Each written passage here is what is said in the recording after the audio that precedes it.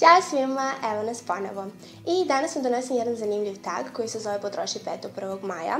Naime, ovaj tag sam videla kod Vine na kanalu, ali tagovala me jedna divna devojčica Maša Mađarev i ovom prilikom želim da se zahvalim. Dakle, poenta ovog taga jeste da potrošite 5 proizvoda do 1. maja, što mislim da je sasvim dovoljno vremena, jer sam odabrala neke proizvode koje inače malo sporije trošim. Pa da krenemo od prvog. Ovo ste videli u prošlom klipu. U pitanju je krema za ruke iz Oriflame sa jabukom i cimetom, koji sam inače potrošila otprilike od ovog slova, pa do naziva, znači gde je slovo A. Eto, čisto da imate uvid koliko mi je još ostalo. Drugi proizvod koji sam izabrala jeste krema za stopala iz Avon Footworks kolekcije i ovo je ona sa lavandom. Evo, skoro je načeta, inače ja to mnogo sporo trošim, ali jako lepo miriše. Treći proizvod jeste ovaj bronzer iz Essence Sun Club kolekcije, ovo je za svetliju kožu, odnosno za plavuše.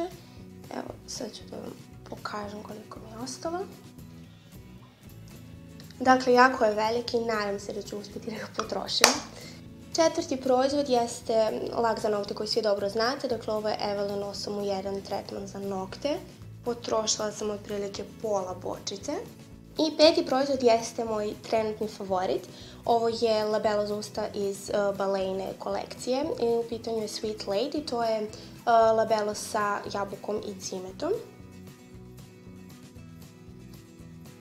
I evo, čisto pošto je novi, znači kupila sam ga pre par dana, čisto da vidite koliko ima.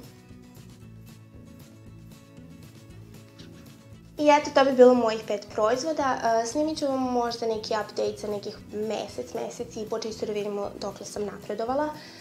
Hvala još jednom Maši što me je tagovala, slobodno se priključite vi ovom tagu, mislim da je jako zanimljiva ideja. I to bi bilo to, nadam se da vam se dopao ovaj video, pa se vidimo u nekom sledećem. Ljubim vas, ćao!